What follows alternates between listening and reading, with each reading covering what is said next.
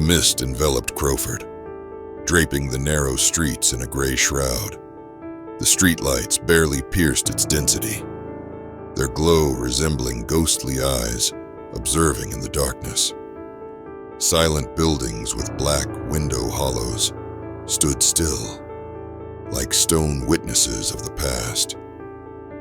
Somewhere in the center of this labyrinth stood an old house, peeling paint, crooked window frames, and a worn wall where a plaque once hung. It seemed as if it had been deliberately erased to hide its history from the world. But behind its heavy doors lay a secret that could change everything. The doors creaked as they opened, and on the threshold appeared a man. A dark suit enveloped him like a shadow fused with his body.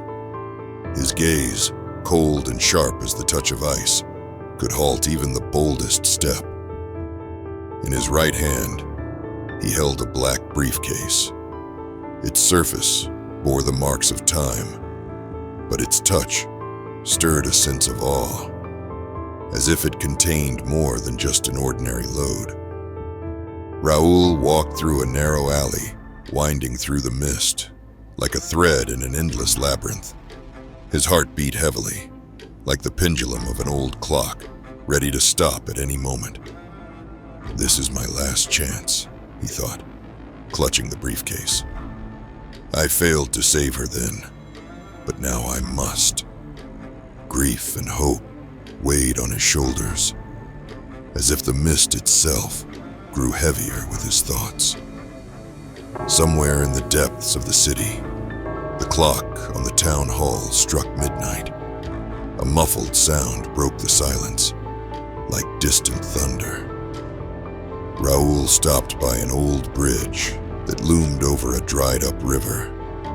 He placed the briefcase on the ground and opened it. Inside lay 3 items: a pocket watch that held decades of silence, a key engraved with incomprehensible symbols, and a map with lines so fine they seemed barely visible.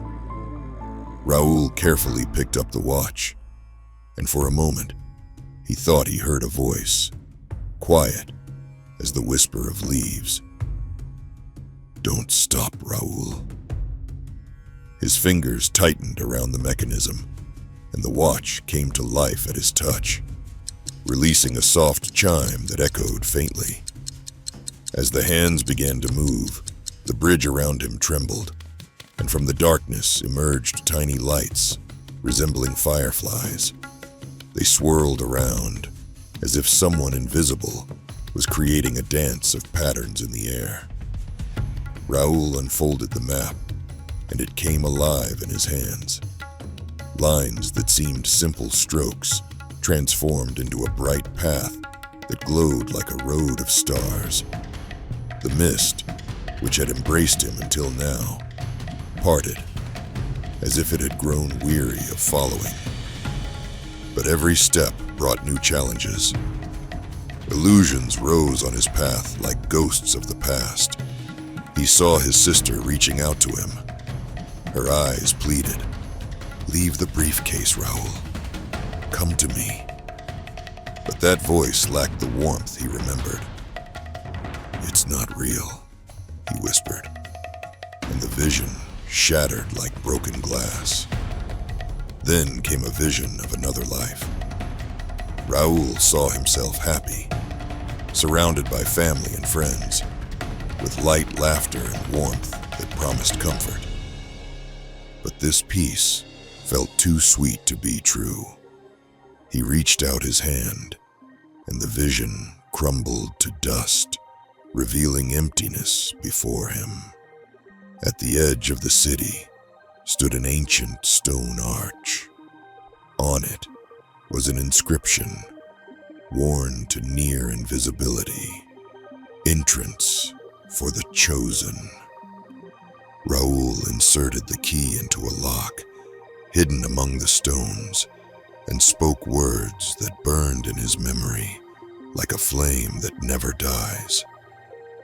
The arch came alive, allowing him to pass into a world where reality seemed only an echo of someone else's dreams. There, beyond the arch, everything was bright and pristine, but at the same time, cold as morning frost. Transparent beings moved silently, their forms dissolving into the air. They did not approach, but each gaze seemed to touch his soul. Raoul looked at the map, which now glowed with a new destination, a palace with towers that touched the sky. The road there was winding, but he already knew. The truth always lies where it is hardest to find. On the horizon, a light flared like a call. The map changed, pointing to a new goal. "This world is just the beginning," Raoul whispered, clutching the briefcase. His gaze was full of determination.